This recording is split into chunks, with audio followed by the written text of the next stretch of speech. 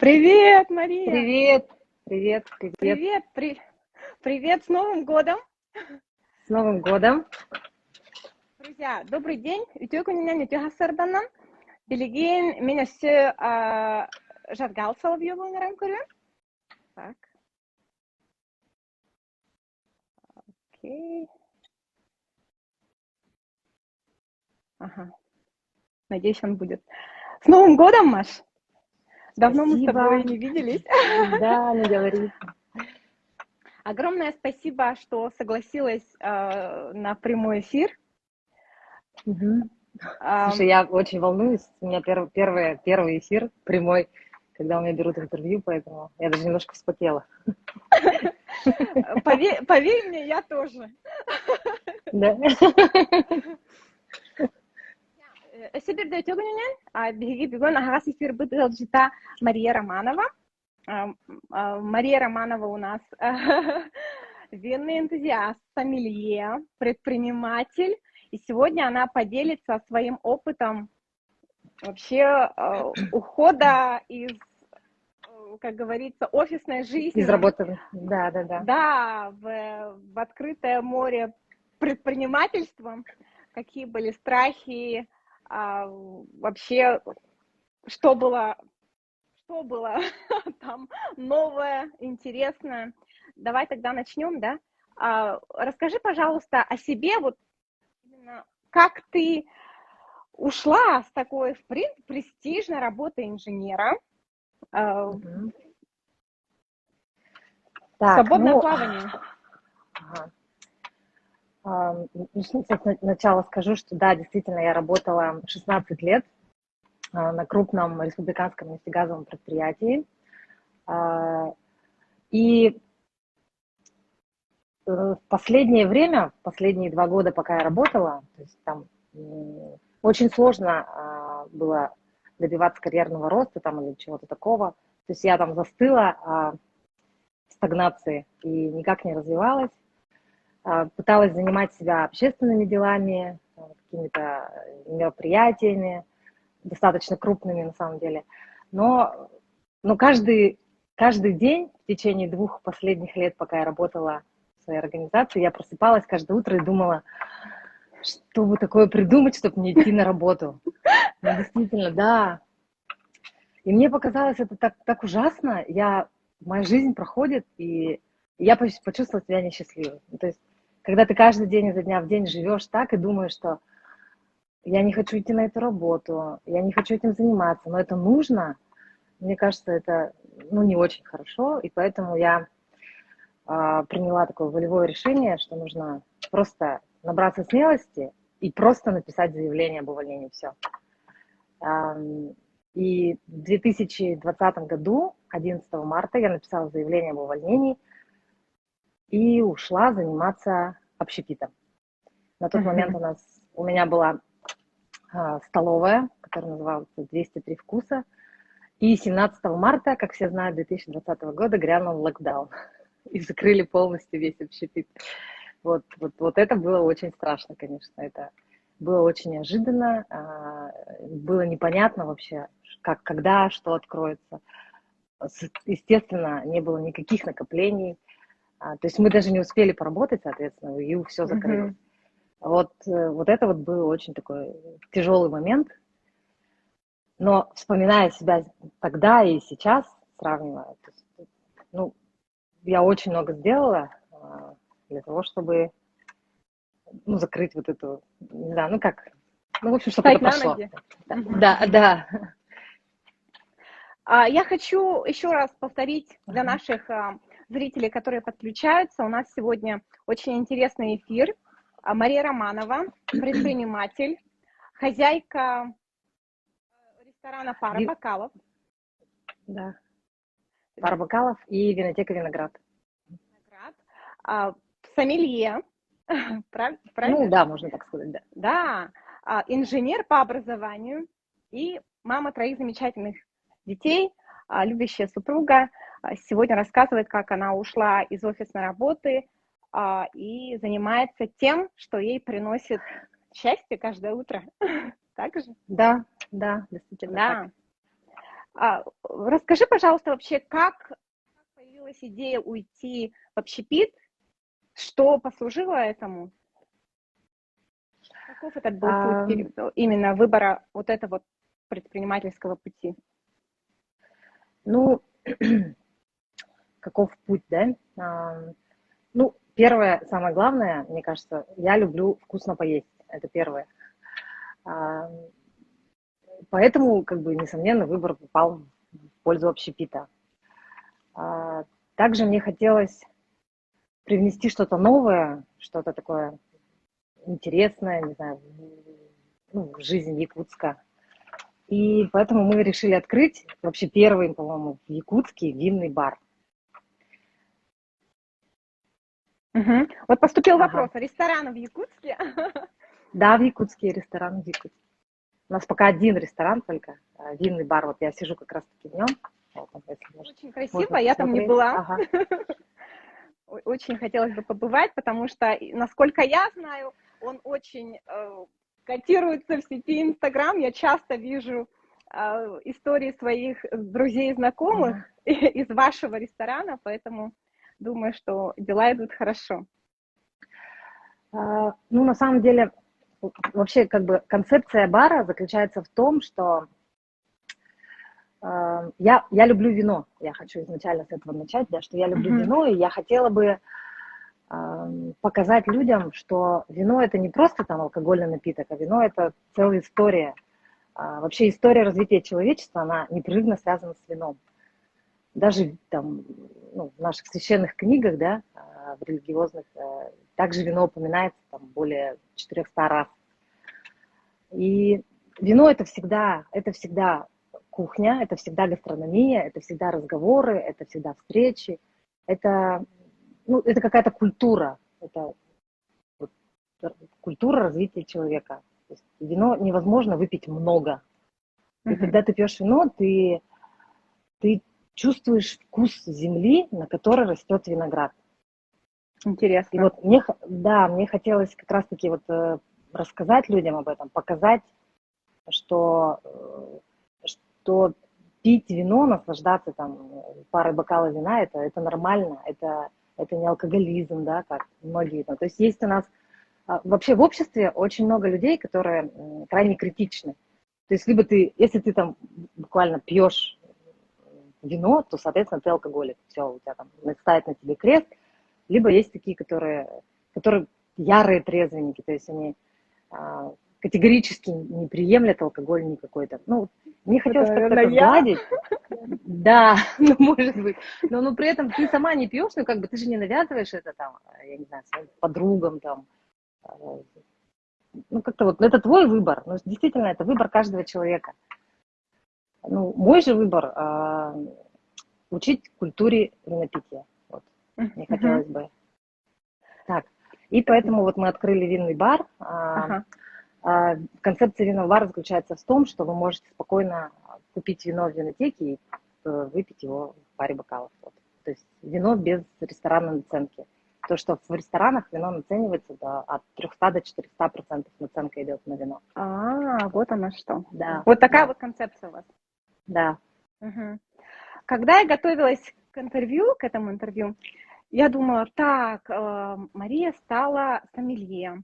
Для меня это вообще совершенно незнакомая тема, особенно учитывая то, что мы, как бы дети Саха, изначально, наверное, воспитываемся тем, что, у вас нет ферментов, которые перерабатывают алкоголь, и вам нужно быть очень осторожными, там, употребляя алкоголь, лучше не пить, да? Хотя во многих культурах ты права, что бокал вина вечером, днем, хорошее, качественное вино, оно улучшает пищеварение. Французы, как говорят, едят круассаны, все жирное, распивают это вином, и нигде это не откладывается. Я сама нахожусь в Калифорнии, у нас здесь есть долина Напа на севере Сан-Франциско. Да, и вот мы туда поедем. Огромные винодельни там, и очень красивые. Я была один раз, именно они развивают туризм таким образом, что ты покупаешь определенный пакет и ходишь с одной...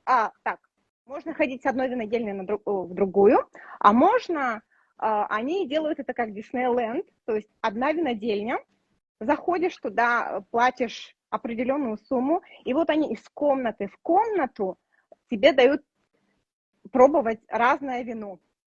Вот такая ну вот да, да. практика здесь, вот, которую я на себя ощутила, но я ничего не поняла, к сожалению. Вот поэтому расскажи, пожалуйста, кто такой сомелье, и как ты пробуешь, и как надо это правильно делать?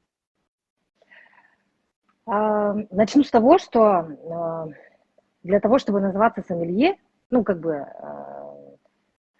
нужно получить какое-то удостоверение сомелье. К сожалению, у меня его пока нет, но при этом я сама себя называю сомелье, потому что я разбираюсь в вине, я его подбираю, я его закупаю, я его делаю, в конце концов. То есть я могу даже называться там начинающим виноделом, да? И в перспективе я стану виноградарем еще, потому что, ну, то есть мы планируем заниматься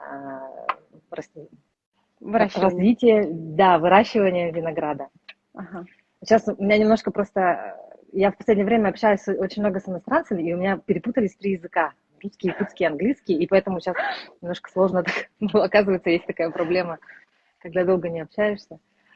И как выбирать вино? Для того, чтобы разбираться в вине, чтобы почувствовать вкус вина, конечно же, несомненно, его нужно пробовать. Но это не говорит о том, что тебе нужно выпивать все время. Профессионалы, например, которые работают в винной индустрии, они пробуют его, ну, соответственно, на цвет, аромат, потом пробуют на вкус и сплевывают это. То есть они не выпивают. Поэтому в день мы можем дегустировать там, ну, например, начинающие там люди, которые работают с вином, ну, от 30 наименований вина до там какие-то мастодонты, они до 90 наименований вина в день могут дегустировать. Ну, ты представляешь, это очень тяжело на самом деле, потому что тебе нужно постоянно, во-первых, ну, различать аромат. цвета, цветовые нюансы, да. Во-вторых, слушать действительно ароматы и все это записывать, все это контролировать. И, ну, как-то вот такая вот работа. Ну, на самом деле это очень интересно. И в большинстве случаев, когда мы, например, занимаемся подбором ассортимента, мы не пьем, мы не глотаем внутрь вино. Вот. Почему-то все думают, что вот в чем секрет.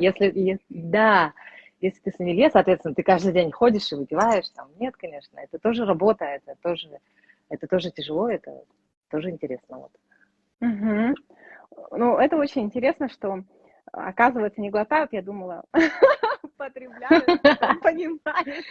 Да. А ты сама как сомелье и как вообще ресторатор, какие вина предпочитаешь? Белое, красное? Вот твои предпочтения личные. Мне очень нравится. Сейчас у меня такой период, ну, мне кажется, вкус человека, например, который начинает пить вино, он развивается постоянно, да? То есть сначала там людям нравятся полусладкие красные, ну, которые в основной массе все пьют полусладкие красные. Мне хочется что-то сладенького, вот так вот, ну, приходят к нам покупатели, говорят, хочется что-то сладенького. Дальше он переходит в разряд белых сухих вин, когда они легкие, такие цветочные, очень ароматные, приятно, такие питкие, есть такой термин питкое вино. Дальше они переходят в раздел красных сухих, когда красные сухие легкие при этом, да, то есть белые как-то так уже кажется, что они немножко безвкусные, и хочется какого-то вкуса, и вот они переходят в раздел красные сухие. То есть они более насыщенные, более выраженные. Следующий этап – это красные сухие выдержанные. И когда хочется уже, знаешь, такого интересного какого-то вкуса, то есть разобрать, из каких нюансов состоит, интересно, какая почва там, интересно, какие минералы там в почве, ну вот сколько там, то есть когда ты пробуешь вино, вот когда я пробую вино, например, да, я могу сказать там, какая почва, сколько примерно было осадков, примерно какой склон там, северный, южный, то есть очень много нюансов. И последняя стадия – это ну, стадия развития вкуса винолюба, это сладкие вина. Сладкие десертные вина, такие, как, например, из замороженного винограда делаются вина, очень сладкие, десертные, айс-вайн называется, либо из изюмированного винограда, то есть, который почти подвергся... сухой, да? Да. За счет того, что за счет изюмливания там получается концентрация сахара в ягодах очень высокая, и вина получаются очень сладкие. Ну, это те вина, которые буквально вот такую маленькую рюмочку после обеда выпиваешь в качестве дижестива, для того, чтобы просто пищеварение увеличить, ну, улучшить, и все. И сейчас вот, я нахожусь на развитии красных, сухих, выдержанных. Мне очень нравятся вина, которые, может быть, не всем будут понятны, но они такие очень интересные, очень насыщенные, терпкие. Ну, как-то вот, чтобы вот посидеть и подумать. Вот интересно мне. Вот у меня сейчас такой этап. Мария, а у тебя в ресторане «Пара бокалов» представлены все виды этих вин, либо же у тебя есть определенный, допустим, список вин, которые больше продаются и больше популярны среди твоих посетителей, клиентов? Несомненно, мы стараемся расширять наш ассортимент, чтобы вся линейка была представлена, всех вин. Ну, конечно же, есть позиции, которые больше популярны у населения. Это такие бюджетные вина, я скажу, да? Бюджетные, но при этом это не говорит о том, что если они бюджетные, значит, они плохие. Нет, это просто такого же хорошего качества. Ну, то просто это вот заводские вина. И также у нас представлены уникальные эксклюзивные вина там, в семейных виноделиях, где вот полностью все это делается вручную, уже там несколько сотен лет, как-то так. То есть, ну, каждый может выбрать под себя, под свой вкус, под свой кошелек. У меня тогда свой личный вопрос, который я хотела бы тебе задать как профессионалу. Допустим, как влияет год сбора и год изготовления вина на качество? То есть я вот иду, я, например, ну, скажем, если я хочу угостить своих гостей каким-то хорошим вином, я могу смотреть на год производства? Или, например, если я хочу приготовить ризотто, то я могу, например, выбрать вино, которое было изготовлено, не знаю, в 2020 году. Или же все-таки от этого не зависит, от года производства? Нет, очень зависит, но для простого обывателя, конечно, год мало что скажет, да. Ну, можно просто ориентироваться на такое, что белые вина лучше выбирать молодые. То есть, соответственно, ну, если вот в данный момент, то там 20-21 года, а красные вина лучше, они могут быть и выдержаны, то есть чуть постарше. То есть красные вина с каждым годом, они становятся все лучше, больше раскрываются, а белые лучше выпивать, конечно, молодыми. Для профессионалов, потому что мы постоянно, ну, там, не только я там, да, но все следят за погодой в регионах, откуда они заказывают вино, потому что за количеством осадков, например, если слишком много осадков, соответственно, концентрация сахара там меньше получается в ягодах. Если, наоборот, слишком засушливое, то, соответственно, будет очень много спирта. Ну, вот такие моменты. А для простого обывателя, ну, основное правило – это светлые, белые вина молодые, красные можно чуть постарше. Спасибо за совет. Буду на это ориентироваться. А то я захожу, думаю, так, если я хочу приготовить ризотто, что же выбрать? И вопрос тогда, очень популярна, в принципе, профессия сомелье именно как байера, человека, который закупает для огромной сети магазинов определенный ассортимент вин. Такое в Якутске уже существует? Да, конечно. Но вот в основном своем, да, все поставщики, они собирают матрицы вин, где представлены там как бюджетные позиции, как среднего сегмента и дорогие. И вот большие магазины, огромные сетевики, они могут себе позволить покупать всю матрицу, например. Я же, Мгм. например, так как у меня небольшой магазин, я не могу себе позволить такое. И поэтому исключительно я выбираю исключительно хороший продукт, который я впоследствии, о котором я могу рассказать, например, да, когда то есть могу познакомить людей с ним. Потому что вот у меня такая позиция, что я не ориентируюсь на того человека. Мой покупатель – это не тот человек, который разбирается в вине. Мой гость и Мгм. покупатель – это тот человек, которого я могу научить. То есть у меня в магазине представлены кависты, сомелье, которые также стоят, рассказывают, всегда подсказывают. Они могут подобрать, М. подсказать какие-то, к какому блюду, даже под настроение могут подсказать. Кому-то хочется там немножко веселья, волшебных пузырьков, к примеру, да, там какого-то легкого, игристого вина. Кто-то, наоборот, хочет посидеть спокойно там за книжкой, не знаю, там, закутавшись в плед, к примеру, с семьей, там, за ужином. Ну, как-то так. То есть под каждое настроение можно подобрать свой напиток. Мгм. Поступил вопрос, я зачитаю. Планируется ли выпуск какого-то уникального северного вина, органического, может быть, из ягод брусники? Есть М, самый северный цирк, будет ли самое северное вино? Хочу немножко рассказать. В прошлом году я начала делать свое первое вино Мгм. а, в Крыму.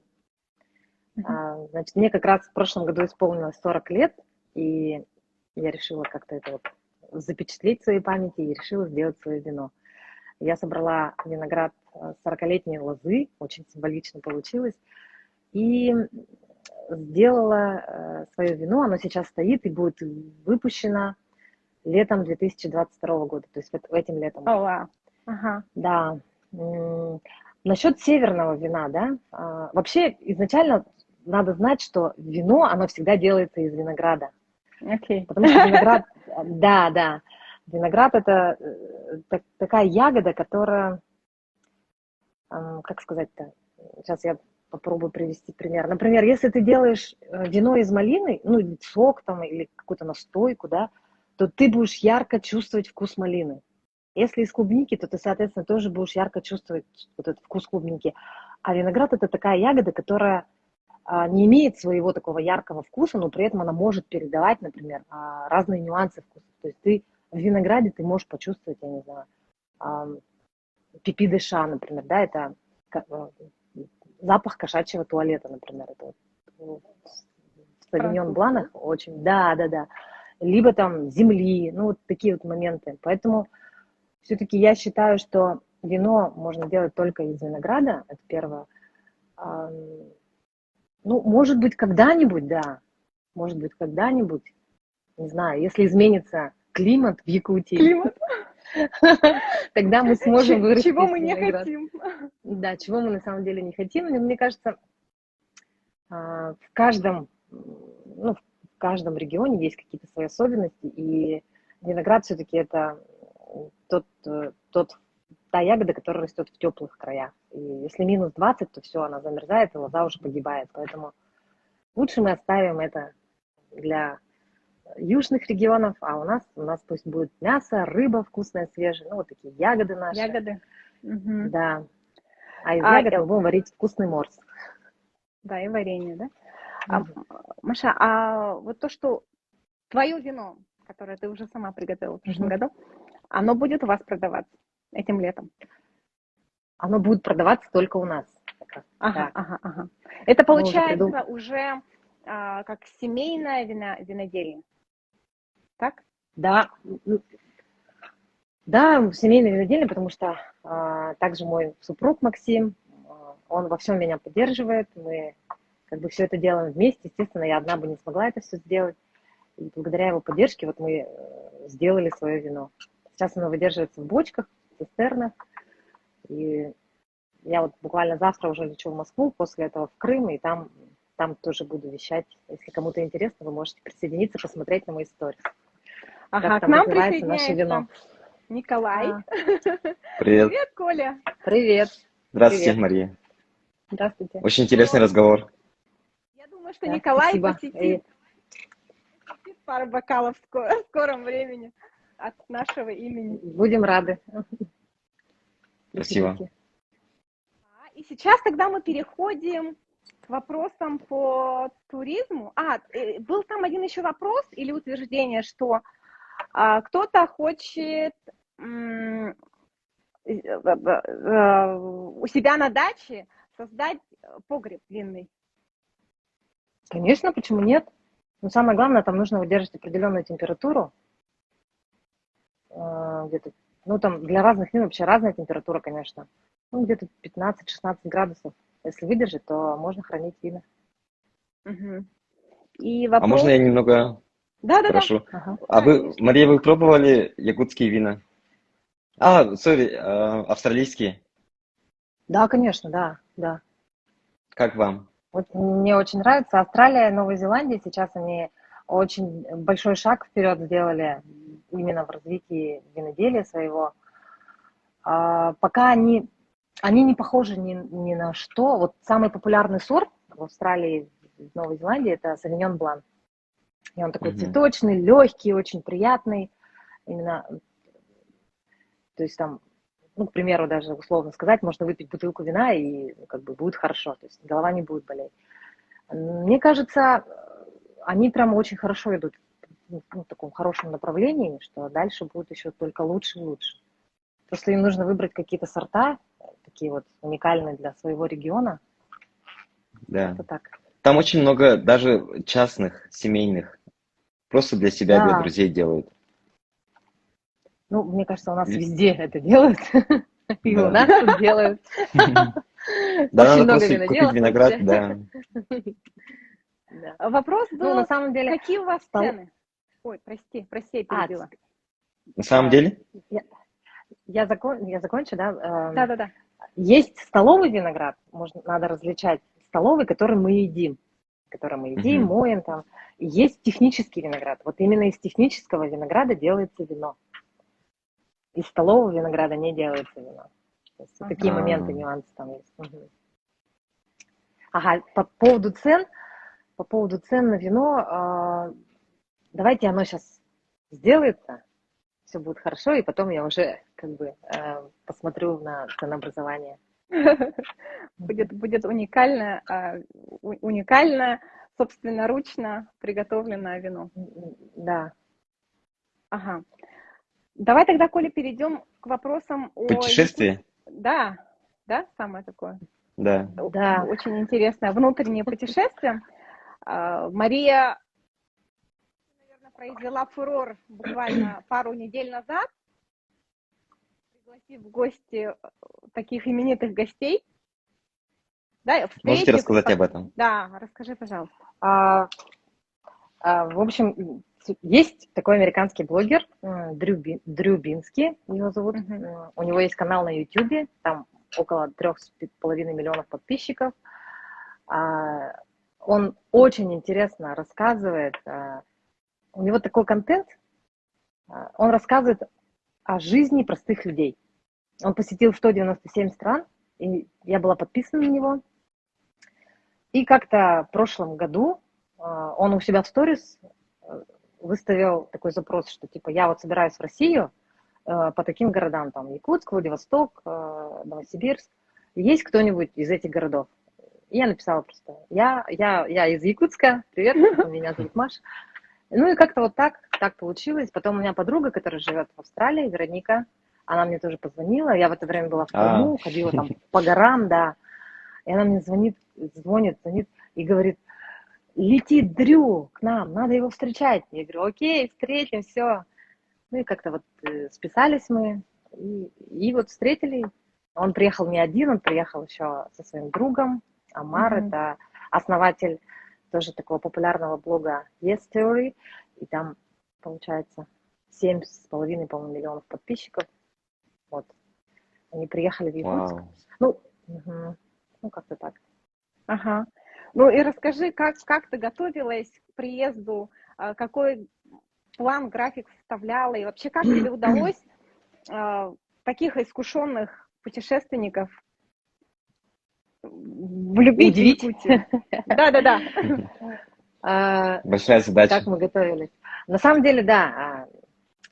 В общем, я сначала подготовила план, то есть мы с Вероникой общались и пытались подготовить какой-то план такой действий. Но списавшись с Дрю, он говорит, слушай, я хочу как-то так более спонтанно. Я, говорю, не очень люблю ездить по туристическим местам, мне хочется такое показать жизнь простых людей, как они живут, как они развиваются, вообще чем занимаются ежедневно. Вот ему хотелось этого. И он не хотел привязываться к какому-то графику. И поэтому, на самом деле, плана никакого не было.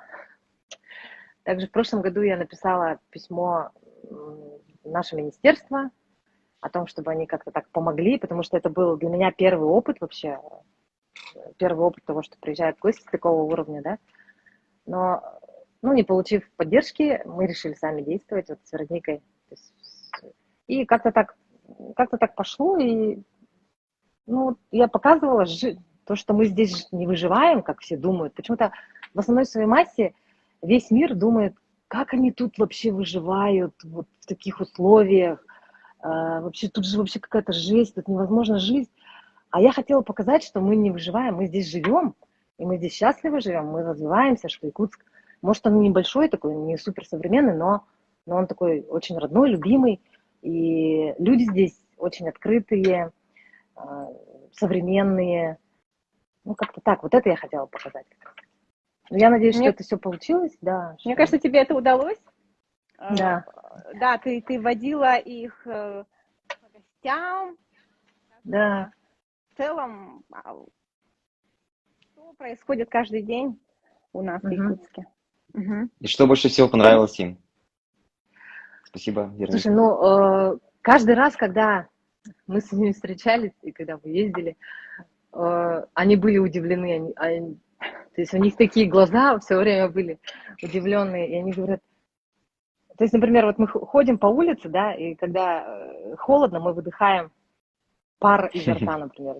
Их это удивляло, и они говорят, I can't breathe. Я не могу дышать, мне так тяжело, говорит. Холодный такой воздух, он поступает в легкие, и вызывает какой-то спазм.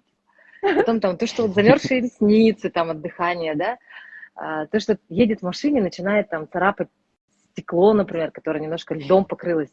И потом вот смотрит, что у него под ногтем там лед, и он говорит, что же прикольно. Типа. Какие-то такие моменты, да, которые, для нас это само собой разумеющееся, а для них это было таким удивлением.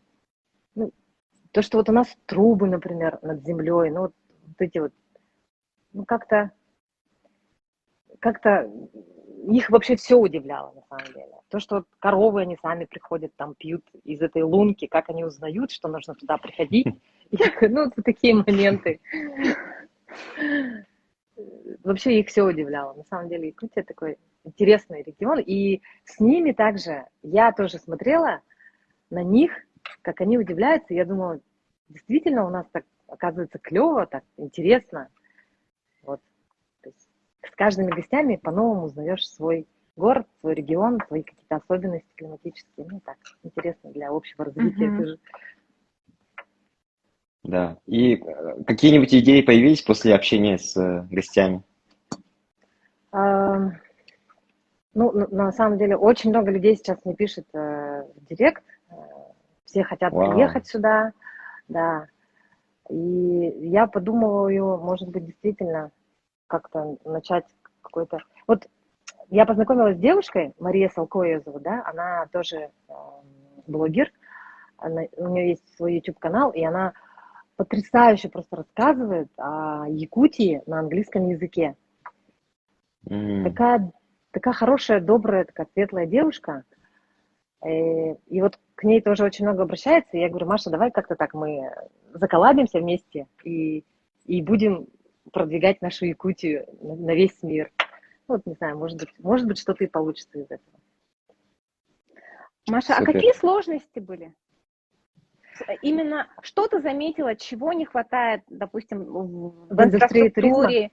Да, для того, чтобы вот приехал иностранный турист, интурист, и вот что-то с тобой поделал, и в Якутии в целом. У нас очень много всего интересного, да, например, те же моржи. Но это все как-то вот держится только на энтузиазме людей, например. На самом деле вот моржей у нас в Якутске очень много. Мгм. Вот, в принципе, мне кажется, как-то можно было это все так облагородить, как-то, ну, то есть, я не знаю, какой-то теплый домик, может, поставить там на берегу, чтобы можно было окунуться и сразу зайти погреться. То есть там нет таких условий, там все очень сурово. Вообще так, Да, знаешь, может, здесь нам надо сделать уточнение, что моржи это люди, да. да? Ты знаешь, я почему засмеялась, подумала, Маша, а ты мне потом подскажешь место, где можно увидеть моржей? И потом только я поняла, что ты говоришь о людях, а не о животных. Я такая Да, подумала, да, да, неужели это, вы успели на Северный Ледовитый океан? да, моржи это люди, которые занимаются закаливанием, которые окунаются в холодную воду. Ну, вот какие-то такие моменты, например, вот тоже у нас есть горнолыжная трасса, оказывается, в городе Якутске, и она тоже построена, ну, то есть она содержится и построена только за счет какого-то людского энтузиазма, то есть там никакой поддержки государства нет. Мне кажется, можно было как-то немножко обратить туда внимание, потому что это одно из тоже таких вот, ну, как бы это здоровый образ жизни, да, то есть можно было как-то, ну, я так думаю, это мое мнение, конечно, не знаю, может, как-то вот так. О чем Все, я Да, беседуете? устала. Вопрос. Вероника? А, мы сегодня разговариваем, общаемся в прямом эфире с Марией Романовой. Мария у нас инженер по образованию, сомелье, винодел и предприниматель, владелец ресторана «Пара бокалов» и Винотеки Виноград в городе Якутске, да. в городе Якутске, да. С нами Николай, он сейчас в Якутске, и меня зовут Вероника. Я в Сан-Франциско. Также, мне кажется, можно было бы, например, ну, пора прекратить, мне кажется, там, принимать оплату на мобильный банк там, за какие-то там услуги. Мгм. Как-то это тоже можно. Потому что, например, иностранцы, они не могут платить там переводом с Сбербанка на Сбербанк. Ну, вот такие О, моменты. да-да-да. Так, ну что еще? А потом у нас во многих ресторанах отсутствует меню на английском языке, к примеру, да. Мгм. Не все жители также свободно говорят на английском языке, которые могли бы помочь. У нас как-то все сугубо для нашего мирка, например. Тот же там, не знаю, ну какие-то вот такси, там они там, какие-то сложности были тоже с вызовом, там, с привязкой карты там своей. Ну, как-то вот так. Мгм. Коля? Ну, а в целом у нас гостиницы есть, дороги не такие уж и плохие. Ну, инфраструктура, в принципе, развита. Но хотелось бы, конечно, все это так чуть-чуть до ума довести получше. Я думаю, ты Мне не можешь с очень... таким Ага. предложением обратиться. Я не знаю, куда можно обратиться, но Ну, слушай, у можно нас было очень бы вот это... много министерств, всяких управлений, которые занимаются развитием туризма. Я думаю, что у них достаточно работы. Если я Вот, туда да. еще буду лезть, они скажут: успокойся, остановись. Мы когда были на Ленских столбах, нас поразило то, что я пыталась все это перевести, потому что ничего на английском не было, хотя наш Да. парк Ленские столбы, он же прямо, ну, Ну, одно из всемирно известный, наследий да, ЮНЕСКо, наследие. и никакой истории о том, что это, возможно, могли бы быть давным-давно коралловые рифы. Ну, вот такого вот истории такой, сторителлинга не было. Да, Вот. это тоже очень важно. Также, например, в музеях, когда ты ходишь в музеях, Мгм.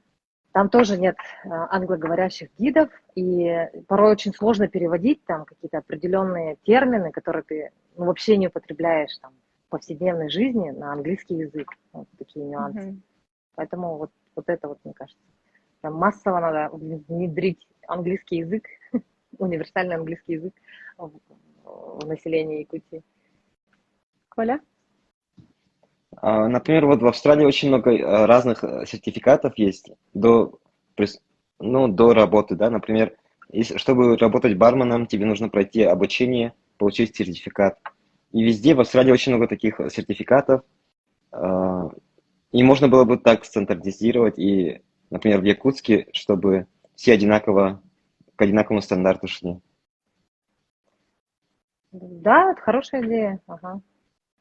Ну, опять-таки, это потребует, наверное, организации какого-то там, не знаю, сообщества со вступительными взносами для того, чтобы они там выдавали какие-то, я не знаю, аккредитации. Ну, соответственно, это понесет лишние затраты. Так что я не знаю, кто Мгм. будет туда вступать. А сейчас, на самом деле, время для предпринимателей такое достаточно тяжеловатое, можно так сказать, если мягко выразиться. Поэтому, Да. И для туризма в особенности. Да, общепит, да. туризм сильно, сильно пострадали, страдают. Мгм. А у нас тогда с Колей давай наши блиц-вопросы, да, Коля? Давай. Так, значит, ага. Какой был самый ценный опыт, который тебе и вам с Максимом дали, когда вы хотели уже начать свое дело? Самый ценный опыт. Сейчас я расскажу один Мгм. опыт, да. Вот представьте себе, человек, который работал 16 лет там в крупной нефтегазовой компании, с хорошей зарплатой, с хорошей должностью, да, вдруг уходит в общепит, закрывается все это, и тебе нужно кормить своих сотрудников, но так как ты максимально сократила свой штат, и тебе нужно продавать еду. И я стояла и продавала еду в банке между... То есть я договорилась с банком, что я привезу туда еду, оставлю там, Мгм. но так получилось, что меня почему-то поставили в тамбуре между двумя дверьми. Я стояла и продавала, и очень много людей ходило вокруг. И вот тогда мне было очень плохо, вот на самом деле. Но я себя чувствовала как-то так. Я подумала, ради этого я уволилась с работы, чтобы вот так стоять. Но это меня очень сильно закалило, то есть я сейчас вообще ничего не боюсь. И мне на самом деле не интересует ничего мнение. Вот я иду вперед по своему пути, мне ничего не страшно. И это нужно было для того, чтобы перебороть тоже в себе какие-то в голове какие-то рамки, какие-то ограничения, какие-то вот навязанные обществом убеждения, там, вот, как-то так. Наверное, это Мгм. был самый такой, самый тяжелый и в то же время самый полезный опыт. То есть, как бы, такой совет, который ты сама себе дала, выход из зоны комфорта.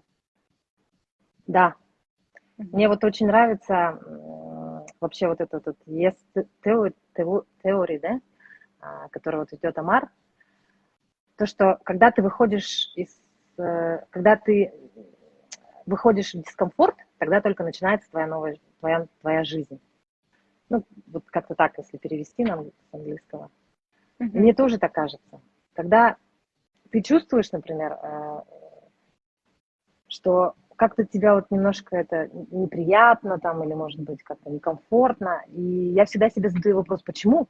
Почему это мне так, например, триггернуло? Когда ты предложила мне интервью, я на самом деле, я сначала хотела сказать, нет, зачем, для чего это, как-то так. А потом я подумала, почему, интересно, почему я так подумала?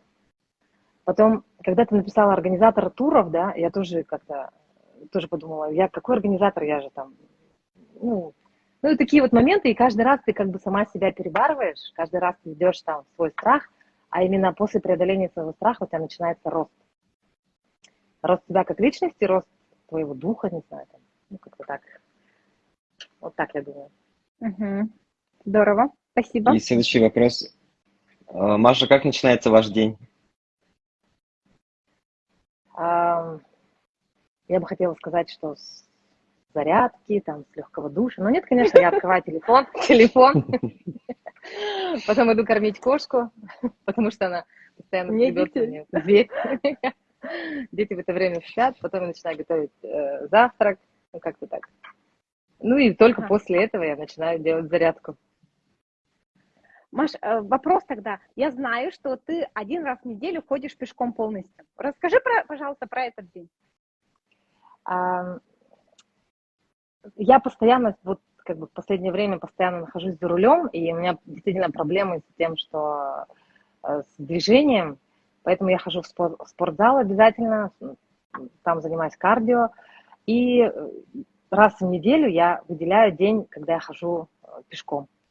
И все, ну, конечно, я максимально сокращаю свои дела, потому что ходить с одного конца города на другой, это немножко сложновато, но при этом я, ну, все это делаю пешком. Это прикольно, как-то так. И когда я вижу там на шагомере 10 тысяч шагов, я думаю, ух, какая ты молодец! Как-то вот так. Угу. Раньше я ходила в парк и почти ежедневно, и там занималась ходьбой. Но после того, как там появилось очень много собак, я перестала туда ходить. Вот. Да. Угу. Маша, латте или капучино? Американо. Без сахара, без молока. Я не ем сахар уже 6 лет, не пью молоко тоже около 6 лет. Ничего себе. Я бы дрожжевые там. Угу. У меня просто организм не воспринимает уже, мне невкусно сладкое. Почему-то так. Значит, мой вопрос. Как удается тебе совмещать предпринимательскую деятельность с семьей? Ты разграничиваешь. С учетом того, что у тебя, наверное, поставщики просыпаются, когда в Якутске уже вечер, и как-то нужно работать, и вроде быть с детьми. Слушай, у меня очень хорошая команда, это раз. И, конечно же, я разграничиваю, например, до обеда я в семье, и действительно, как ты сказала, у меня в основном работа идет с поставщиками, которые там работают по московскому времени. До обеда я в семье, я там готовлю завтрак, готовлю обед, там мы делаем уроки, занимаемся, а после обеда я уже на работе. Как-то так. Я всегда стараюсь держать баланс, потому что как только ты там смещаешь уровень своего внимания ну, как-то в одной отрасли слишком больше, то страдает все время другая. Поэтому я стараюсь, очень сильно стараюсь, мне это на самом деле очень сложно, но я максимально стараюсь держать баланс между семьей и работой. А так, мне кажется, каждая женщина, мне кажется, у нас вот это как скрытый наш талант уже, как бы, каждая женщина, она, все же мы такие, то есть мы всегда между работой, домом, там, какими-то своими развитиями, между походами, там, не знаю, к косметологу, как-то пытаемся же всегда, то есть это встроено в каждую женщину, мне кажется. С этим мы согласна. все можем, да, просто надо знать себя именно и верить в себя. Вот. Спасибо. Маша, что в твоем понимании успех и счастье? Успех? Это на самом деле сложный вопрос. Сейчас же так очень модно быть успешным успехом. И порой каждый человек сам себя оценит. Да, я вот такой успешный. Что у меня нет времени ни на что. Да. Я не знаю, но для меня успех – это когда ты живешь своей жизнью, при этом как-то раскрывая полностью весь свой потенциал. Как-то так, может быть. И я не могу там себя оценить, успешна я или нет, мне кажется. Ну, как-то это не очень важно для меня, наверное. Вот. А счастье для меня это... Ну, я чувствую себя счастливой каждый день. Но при этом это не такое счастье, когда там у тебя там бабочки в животе, и ты такая вся на эмоциях, так, на адреналине, там, вау, да, типа такое. Нет, это очень спокойное, ровное состояние внутри тебя, когда ты спокойно воспринимаешь там, как и радость, как и там какие-то провалы, там, ну, то есть какие-то сложности ты также спокойно воспринимаешь, и есть какая-то уверенность в себе, там, как-то вот так. Не знаю, странно ответила, наверное. Искренне. Ну, Вероника? Да. Да, наверное, я думаю, что как ты в самом начале нашего эфира рассказала, что до того, как уйти в предпринимательскую деятельность, ты не чувствовала себя счастливой. И, наверное, сейчас как-то пришло понимание себя и то, что ты занимаешься любимым делом, да, Да, да, приносишь что-то новое в Якутск, встречаешь гостей, рассказываешь, показываешь им. Я хочу отметить, что Мария встречает не только иностранных туристов, но у нее очень было много гостей из разных уголков России. Правильно?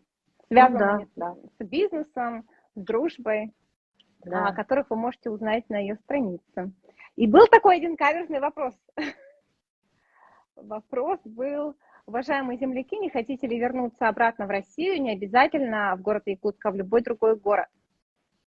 Ну, Мария у нас живет и развивает город Якутск. Да, я живу в Николай. Якутске. Николай постоянно учится очень много в разных странах, но он также привязан к Якутску, да? Расскажи, Костя. Да. Ну, сейчас я в Якутске, до этого был в США и в Австралии. Угу. По учебе и магистратура у тебя, правильно? Да. Угу. Следующий вопрос. Ага. Какой отдых предпочитаете? В отеле или достопримечательности, или на природу, хайкинг? Было время, конечно, когда я очень любила там all inclusive, лежать, как тюлень, ничего не делать на море. Но сейчас у меня совершенно поменялись взгляды на отдых. Мне доставляет удовольствие много ходить, узнавать что-то новое, там, знакомиться с новыми людьми. Вот в прошлом году я ездила к подножию горы Белуха, Республика Алтай. И там нужно было... Это был пеший поход, около 100 километров, нагруженная при этом 50-килограммовым тяжелым рюкзаком, и ты все это идешь пешком. Это было очень тяжело, как морально, так и физически, но это после этого получила такой кайф, я смогла. Ну, как-то вот какие-то сейчас у меня вот такие какие-то желания, наверное, странные немножко, но меня вот это вот, например, прикалывает. Я люблю кататься на лыжах, я люблю кататься на коньках. Что еще? И я Сплав? люблю очень много ходить. Ага. Ходить, да. Ну и море, Любите конечно, никто не сплавляться? отменяет. Сплавляться. Я не знаю, я ни разу не сплавлялась. Да? В Якутии Поэтому очень я не много могу же сказать. вариантов. Ага. Ну, может быть, Ага, попробую. меня опять улыбнула наша животная тема про тюленей. Тюленей и моржи. Ну, наверное, последний вопрос, так как мы договаривались на час, и не хотелось бы отнимать твое драгоценное время перед еще поездкой завтра. Самый главный совет, который бы ты дала молодым предпринимателям, или же людям, которые хотят открыть что-то Начать новое? бизнес, да? Угу. Хороший вопрос. Начать бизнес, да? Так. Мне кажется, вообще Россия у нас такая страна непрошенных советов. Всегда кто-то подходит и что-то говорит тебе, типа, ну, как бы, ты, конечно, меня извини, но я бы там сделала так. Ну, или какие-то вот такие моменты. Поэтому не стоит никого слушать, мне кажется. Нужно всегда верить в себя. Самое главное — верить в себя. Это прямо вот с веры в себя начинается многое, мне кажется. И верить в то, что ты делаешь. Вот. Самое основное это. Потому что все эти, там, не знаю, марафоны, какие-то тренинги, там, какие-то разные прокачки бизнеса, это ничего не работает, если ты изначально не веришь в себя. Вот. Угу. Отличный совет. Угу. Коля, у тебя есть что-нибудь, что ты бы хотел Хочу пожелать? поблагодарить за участие в нашем эфире. Спасибо за ваше время. Спасибо, спасибо. Да, Был такой огромное тоже спасибо, интересный Мария. эксперимент. Да, очень интересный эксперимент. Я, правда, очень сильно волновалась, у меня аж руки вон немножко вспотели опять. Зато мы столько Спасибо. узнали. Мы тоже. Огромное спасибо. Я даже записала у себя все, что мне показалось очень интересно.